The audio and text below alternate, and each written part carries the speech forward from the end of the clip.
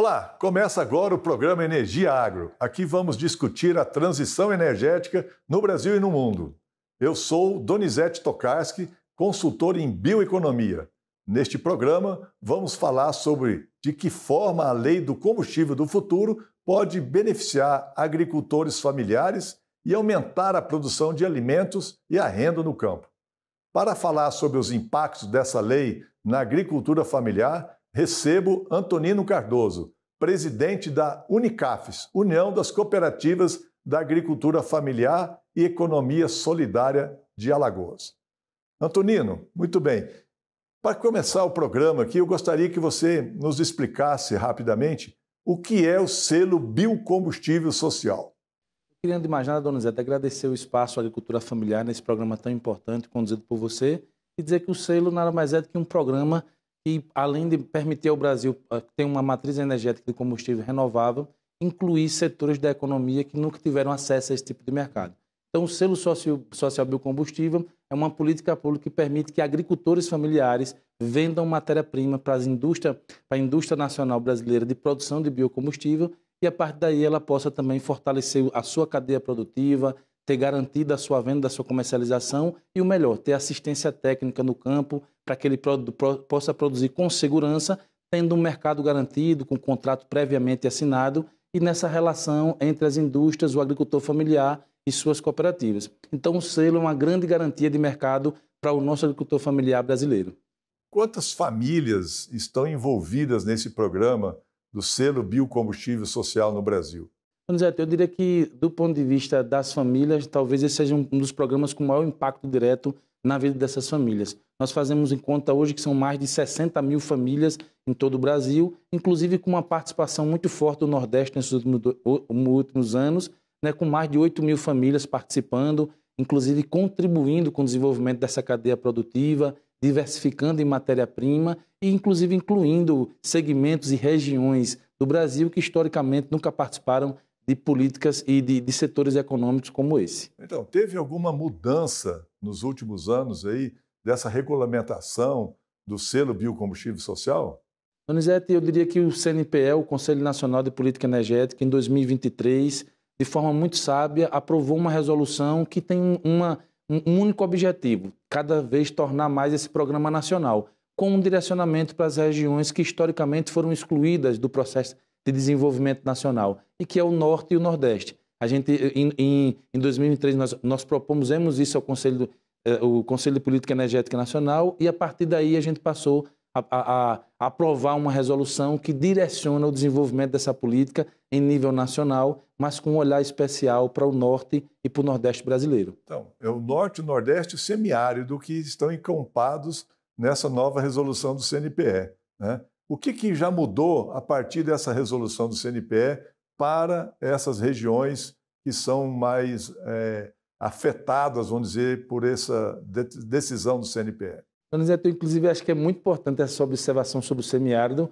e da importância de uma política dessa para você ver uma resolução que permite evidenciar a importância da dimensão continental que esse país tem e, por exemplo, uma política que chegar no Vale do Jequitinhonha, chegar em regiões que outras políticas não chegariam. E para você ter uma ideia, vamos dizer, o impacto direto é que a gente viu o crescimento dos contratos no Nordeste, a gente está vendo o crescimento dos contratos no Norte, a gente está vendo, inclusive, essa procura e essa busca por esses setores das cooperativas e agricultores do semiárido, e acho que a grande novidade foi essa política ter a capacidade de ter sido pensada em forma nacional, ter tido uma concentração regional nos últimos anos e a gente ter buscado, a partir da diversificação de matéria-prima, apoiar regiões excluídas, como é o caso do Nordeste, do Norte e do semiárido. E o que a gente está vendo já de forma direta é mais agricultores participando, mais cooperativas participando e o melhor, que é o que a gente tem falado muito, essa política dinamiza o processo econômico nas pequenas comunidades.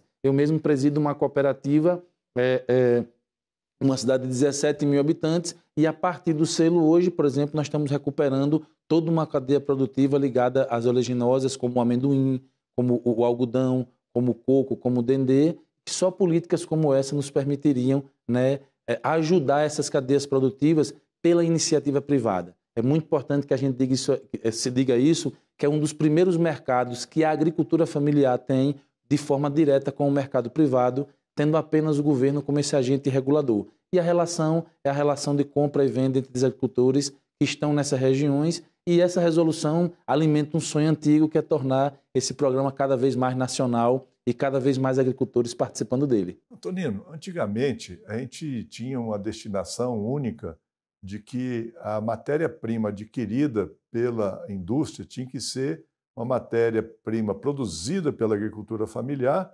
para a produção do biodiesel. Teve alguma mudança nisso? Inclusive, essa última portaria, Donizete, nos permitiu, inclusive, ampliar esse entendimento.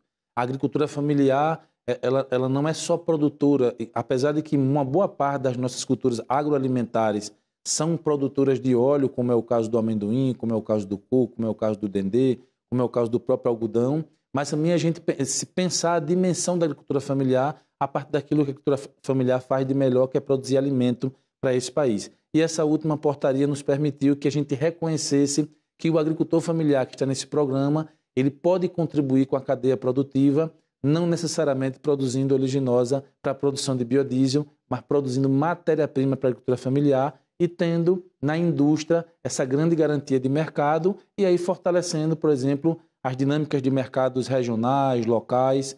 Vou lhe relatar aqui uma experiência, Donizete. O ano passado nós fizemos... Tem 2 anos que a gente faz dias de campos regionalizados e tem 2 anos que a gente vem incentivando cada vez mais essa produção de gêneros alimentícios. O ano passado, nós fizemos com vários agricultores familiares no Nordeste, e você vendo uma experiência com 35 agricultores, conseguimos gerar um estoque de quase 120 toneladas de amendoim numa cidadezinha chamada Neópolis, com menos de 35 agricultores. Então, só mostra o potencial que esse Brasil tem, que esse país tem, e que um programa como esse pode ser a alavanca para você fortalecer, por exemplo, cadeias produtivas que historicamente não tinham visibilidade, como é o caso do amendoim, e que pode, no longo prazo, contribuir, inclusive, com oferta, né, para essa cadeia. E além de que regulamentou, que eu achei a grande novidade, hoje a gente consegue incluir a cadeia do pescado com as vísceras de peixe, foi uma mudança importantíssima. Nós conseguimos incluir o mercado da bovinocultura de corte, em função do reconhecimento do papel do sebo bovino. Nós conseguimos incluir a caprinocultura, ovinocultura. É muito importante que quem está nos assistindo entenda. O ano passado, esse ano, assinamos um contrato simbólico com uma cooperativa na Bahia, no sertão da Bahia, onde uma indústria de biodiesel está comprando, né, sebo caprino ovino para suas matérias-primas. Então, como esse programa pode contribuir a cadeia de processamento animal, que vai do caprino, inclusive ao frango, ao peixe, como essa cadeia mais ligada ao amendoim, a outras culturas agroalimentares que podem contribuir com o fortalecimento do programa. Antonino, para a gente esclarecer para quem está nos acompanhando, você falou de uma resolução do Conselho Nacional de Política Energética e falou de uma portaria. Essa portaria é do Ministério do Desenvolvimento Agrário, né? Exatamente. Para a gente deixar bem transparente aqui para as pessoas acompanhar todo esse processo de regulamentação dessa política do selo biocombustível social. Isso é muito importante, inclusive, Donizete, porque essa é uma das poucas políticas feitas por tantas mãos. Nós temos hoje a Câmara Técnica, que reúne o Brabio, a Probio, a Biov, que é o setor organizado da indústria. Nós temos hoje o Unicafes, FETRAF, CONTAG, que são os agricultores familiares. E nós temos o MME, o MDA, né, participando de forma ativa na formulação e no aprimoramento dessa política pública. Por isso que é importante se diga o papel fundamental que o MDA está cumprindo nessa retomada, inclusive dessa nova portaria. Fomos gestionados dentro do MDA, né, com Paulo Teixeira, com Viviane Bório, conseguimos construir um entendimento comum que contemplasse os interesses da indústria, que contemplasse os interesses da agricultura familiar e também do governo. E nessa próxima quadra, o grande desafio que a gente tem é, com essas mesmas mãos que construiu a portaria, fazer com que essa política se efetive e, por exemplo, o nosso grande sonho a ter 150, 200 mil famílias envolvidas nesta cadeia, porque é um dos programas que muda significativamente não só a vida do cooperado agricultor familiar, mas como da cooperativa e desses pequenos municípios onde a política pública acontece. Se eu pudesse dar um exemplo aqui, Donizete, o biodiesel, a Política Nacional do Biocombustível, permitiu que uma cidade como de 20 mil habitantes que eu moro tivesse um crescimento de mais de 3.000% no IVA, né, que é o Índice de Valor Agregado do município, porque a compra entrou, a nota fiscal teve que existir, a cadeia passou a ser organizada, e o impacto disso, o município aumentou a sua arrecadação em quase 3.000% nos últimos 8 anos. Veja só, então, a importância desse programa para o desenvolvimento regional, para o desenvolvimento das cooperativas, para aumentar a participação das cooperativas no processo de produção, não só de produtos para a produção de biodiesel, mas de todo tipo de alimentos. E tem também uma questão que é, rapidamente aí, para a gente finalizar esse bloco, que é a questão do fomento. Como é que está isso?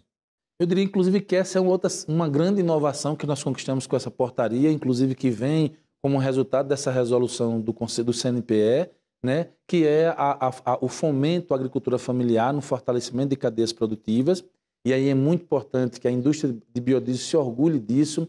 A indústria de biodiesel está fazendo com que outras cadeias produtivas sejam fortalecidas a partir do fomento.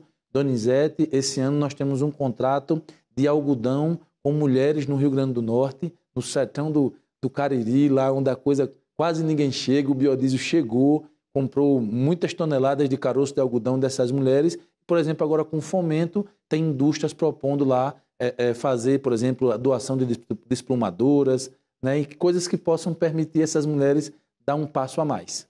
Bom, vejo que esse é um assunto extremamente importante que traz uma série de pessoas envolvidas. Nós vamos para um breve intervalo e na volta discutiremos aqui sobre a lei do combustível do futuro, como é que ela interfere na vida das pessoas. Até já!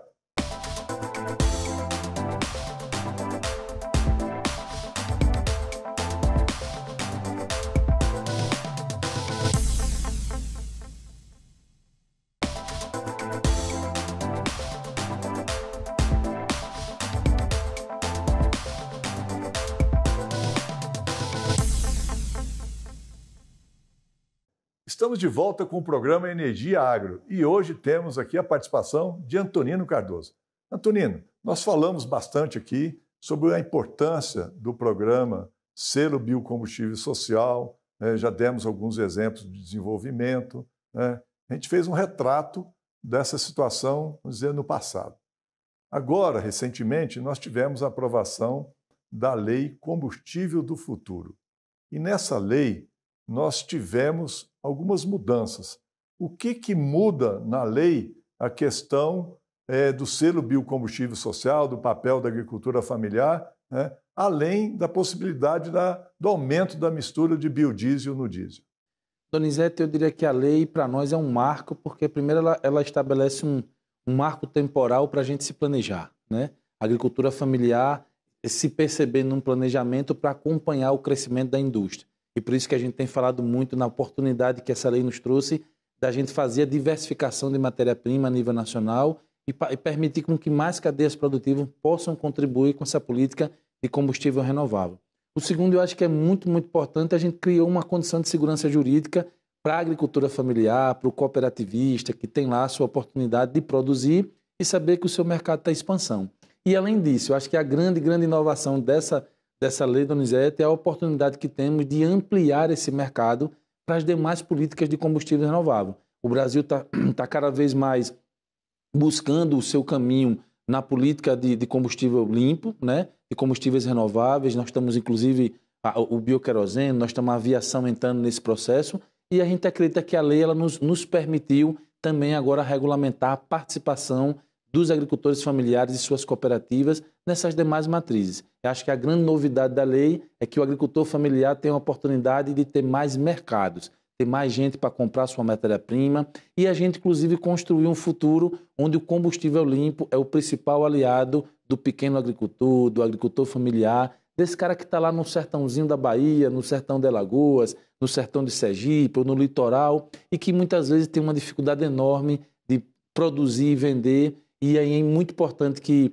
eu não falei aqui, mas é muito, muito importante que se diga, os investimentos privados que existem por parte das indústrias na assistência técnica ligada a esses agricultores familiares. Nenhum agricultor familiar do selo social produz sem acompanhamento técnico, sem extensão rural. E o que a gente tem dito é que esse mesmo agricultor ele está pronto para ajudar os novos biocombustíveis a se consolidar no Brasil e a gente tem uma oportunidade de fazer, inclusive, da matriz energética brasileira, um dos maiores lastros de inclusão socioprodutiva que esse país tem. É importante que se diga que só o selo, junto com a indústria de biodiesel, já inclui produtivamente mais de 60 mil famílias na economia, garantindo a compra, garantindo a renda, garantindo o emprego. Lá naqueles lugarzinhos onde ninguém chega, cidadezinha de 20 mil habitantes. E os novos biocombustíveis, os novos combustíveis renováveis que estão surgindo, com a lei a gente criou essa oportunidade e eu acho que agora compete ao agricultor familiar, compete à Unicafes, compete à FETAG, à FETRAF, à própria OCB, nos juntarmos todos para criar, inclusive, a regulamentação dessa nova lei, né? Seja por via decreto, seja via portaria, seja via instrução normativa, para que a gente possa agora dizer que o agricultor familiar chegou a hora de ter mais mercados e vamos nos organizar para poder ajudar os biocombustíveis. Então, veja só, nós tivemos 3 fatores importantes nessa lei. Primeiro, foi o aumento da mistura do biodiesel, que está programado. Segundo, que você falou, é que a lei trata também de ampliar o mercado da agricultura familiar, priorizando para outros biocombustíveis. E a lei também, Antonino, ela diz o seguinte, que para aumentar a mistura de biodiesel, é necessário ter viabilidade técnica, né? A lei anterior, quando aumentou a mistura até 15%, ela dizia que era necessário fazer teste. Agora não, é viabilidade técnica. O que na leitura da agricultura familiar é essa viabilidade técnica para aumentar a produção de biodiesel, o uso de biodiesel? Primeiro que eu acho que, Donizete, é importante que se diga aqui que é um equívoco nós enxergarmos o conteúdo técnico dessa política resumido à eficiência de motor, né? É muito simplista essa leitura, porque para nós a viabilidade técnica dessa política é aquilo que a gente acabou de dizer, é incluir economicamente regiões, é incluir economicamente famílias, é garantir economicamente a essas regiões acesso ao mercado, é garantir economicamente a essas famílias e suas cooperativas acesso ao mercado. Então, para nós, viabilidade técnica para os biocombustíveis é nada mais do que garantir à agricultura familiar a oportunidade de mercado, tendo como premissa a assistência técnica e extensão rural e o fortalecimento de novas cadeias produtivas. Eu acho que o que está de grande oportunidade para todos nós, a indústria nacional, a indústria inclusive internacional, os investidores que vêm para o país, como a gente tem visto,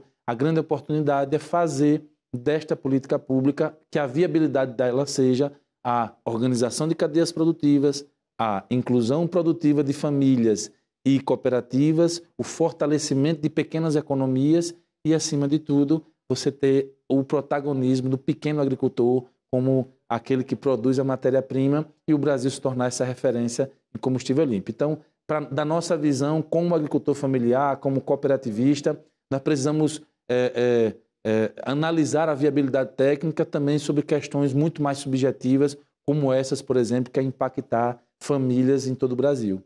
Muito bem.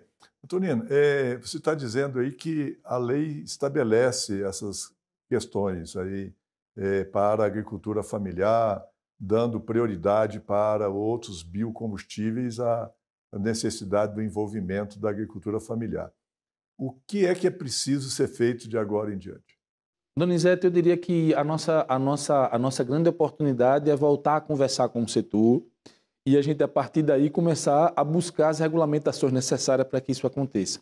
Acho que está na hora de a gente chamar a CONTAG, chamar a Unicaf, chamar a OCB, chamar a FETAF para pensar a regulamentação daquilo que seria o nosso papel no desenvolvimento dessa matriz, que vai agora com o SAF, que vai com o BioKVO, que vai com uma série de outras matrizes e que a agricultura familiar precisa ser a base.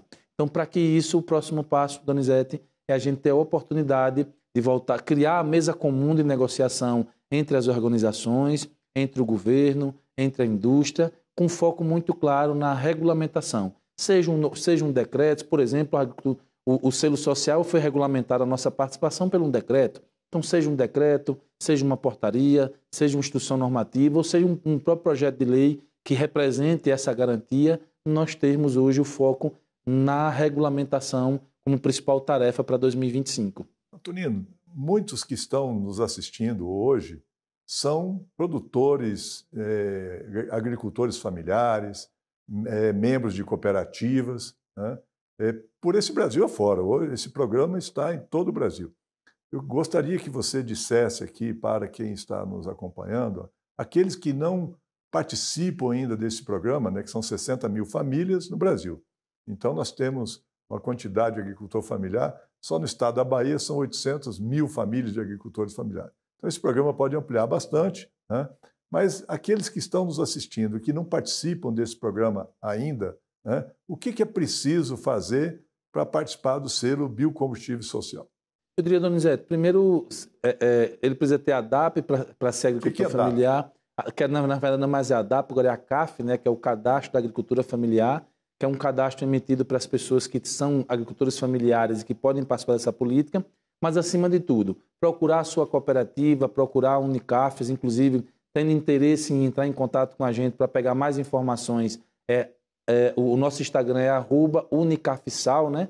Unicafes, F-E-S no final, Alagoas, A-L, né? Então, Unicafsal, né? No nosso Instagram, lá dá o nosso Unicafes Alagoas. E o que a gente puder orientar, a gente vai orientar. E, principalmente, orientar se for em outras regiões que não o Nordeste ou não o estado de Alagoas, a gente direcionar para um Unicafes local, para uma cooperativa local, para que a gente sempre esteja as portas abertas para esse agricultor familiar, para esse pequeno agricultor que queira fazer parte dessa política. Como disse você, nós temos uma oportunidade, Donizete, de diversificar várias cadeias produtivas e esse agricultor que está nos assistindo, que se despertou para essa oportunidade que é o selo Biocombustível Social, entrar em contato com a gente pelo Instagram, procurar a nossa Unicafes e fazer com que a Unicafes seja a sua voz e a sua porta de entrada para essa importante política. No estado de Alagoas, são quantas mil famílias envolvidas?